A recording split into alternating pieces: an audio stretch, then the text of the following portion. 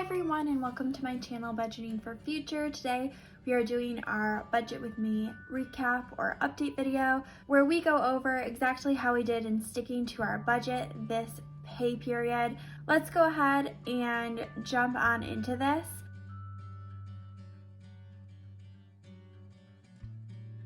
Now, I think we did a pretty good job sticking to our budget this pay period. Overall, I think that we made some good money moves. We restricted in a few areas more than we typically would.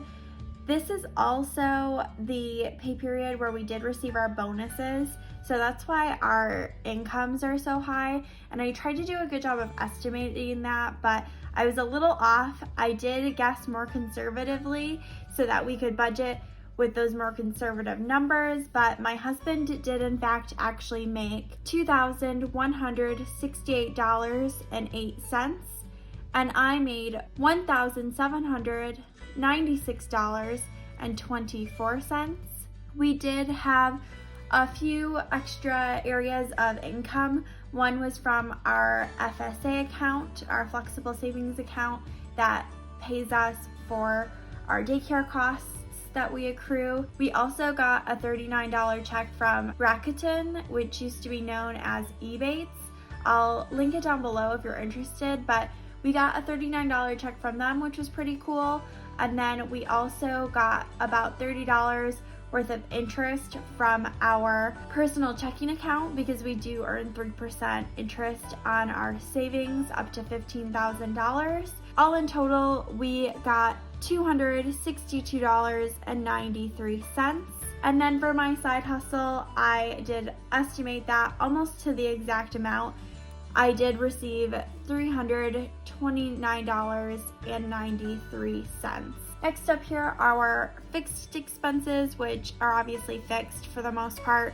We do pay our mortgage every 2 weeks. We contribute half of what the actual payment is. I knew exactly how much our electricity would be as well, so we stuck to budget there. We ended up not having to pay our homeowners association fee. I think I just messed up the pay period. We had actually paid for that in the pay period previously, so a zero there. I need to get a little bit better at budgeting properly and keeping track of all the dates. I've got so much rolling around in my head, it's hard to keep track of everything all the time. And then in terms of our daycare, it's also fixed, so we spent exactly how much we expected to. For Orange Theory, I did go to one extra class this month, so instead of paying $89, we spent $107 total there.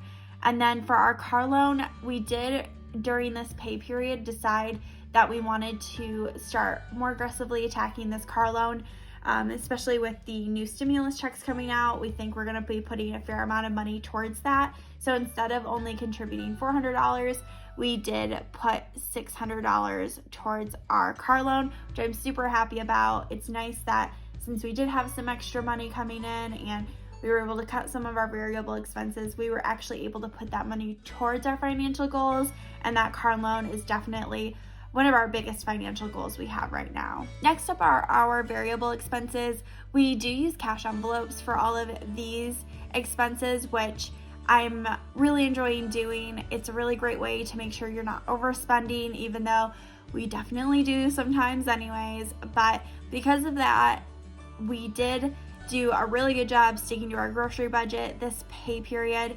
Normally we budget $250 for this category, but I decided to roll it back to $225 to see how we would do, and it turns out we came in under that even further. So in total for our groceries for the 2 weeks, we spent $205.68, which I was super pumped about. We did put that extra $20 towards our other financial goals, and yeah, I'm really proud of us for, tightening down the budget. I think what we did really well was that we made one big purchase at the beginning of the pay period, and then we made a really small purchase later on to kind of fill in some gaps, which we only spent $40 on that second grocery run.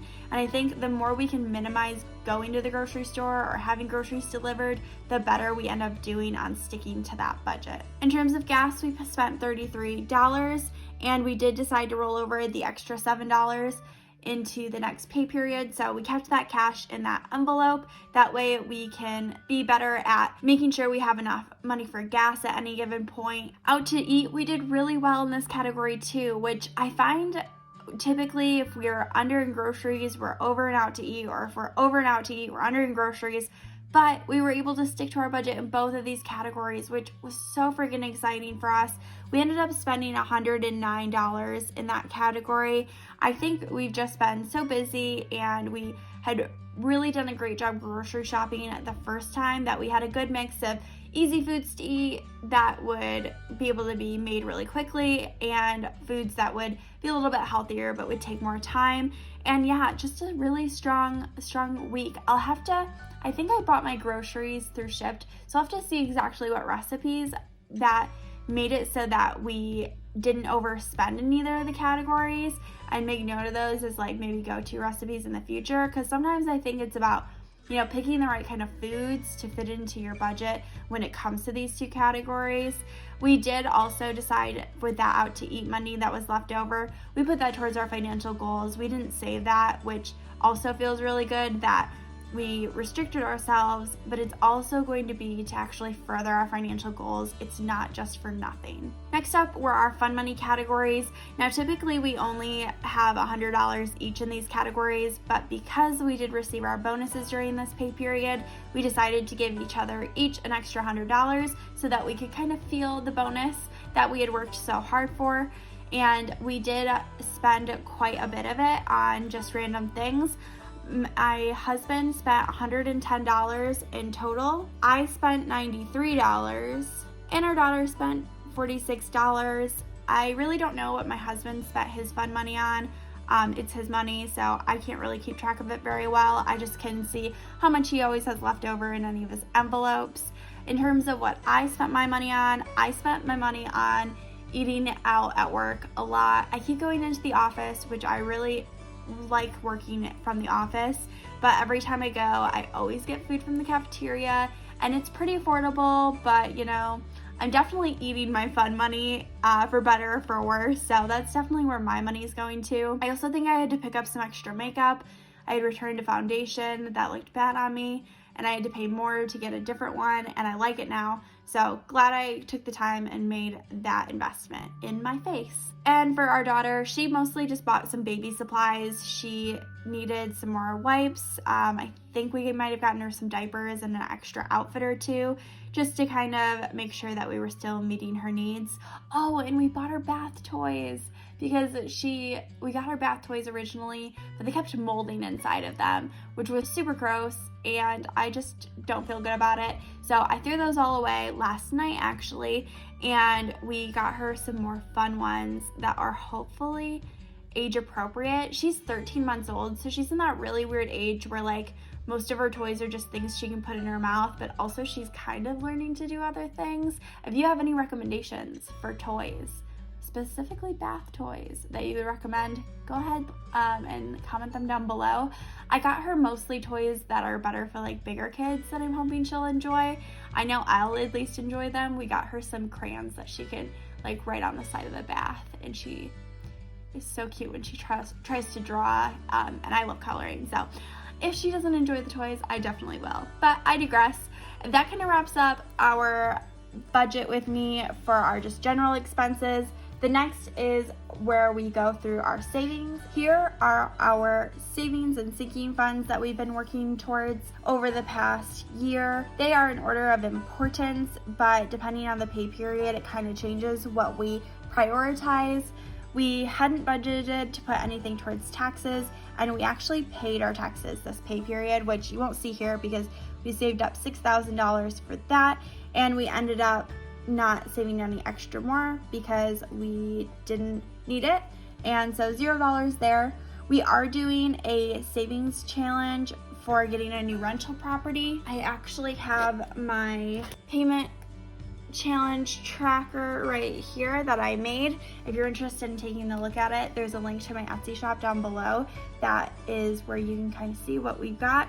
And we did put $200 towards that, and I got to color in the heart. In terms of school, we were able to put away $678, which is still more than what we had originally budgeted for school. But the reason why we didn't even put even more than this is because we did decide to switch up our priorities by putting more money towards our car loan. I am about to pay for my next semester of tuition, and actually it'll be $601. So pretty much this pay period I was able to save all of that money, which was really nice. In terms of our furniture, we were able to save $500 for that. That's where a lot of our bonus money went to. We are looking at getting some new furniture for our bedroom because if you've seen my other videos, you'll know I have a mattress on the floor and I actually keep forgetting to actually buy all that stuff. Hopefully I'll remember to do that after this video. I finally picked out what I want, so exciting stuff there. Originally, we didn't plan on putting anything towards our IRA, but I did decide to put $10 there because we did want to put a little bit of the money that we had earned from interest on our savings account and just put it right towards retirement. And then in terms of all of our other sinking funds, we saved exactly how much we had budgeted, no more and no less. And so as I finish this up, that'll actually finish out the video. If you did enjoy it, please go ahead and consider giving it a like. And if you want to hear more from me, consider subscribing. I hope you have a great rest of your day. Bye!